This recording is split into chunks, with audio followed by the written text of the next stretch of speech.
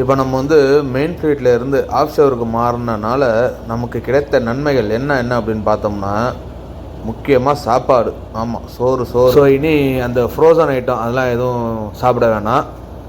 அதுவும் இல்லாமல் நம்ம வெளியே தங்கியிருக்கனால நமக்கு என்ன பிடிக்குதோ அந்தமாரி சாப்பிட்லாம். ஏதாவது வீக் ஆஃப் கிடச்சிச்சின்னா ஜாலியாக ஏதாவது செஞ்சும் சாப்பிட்லாம்.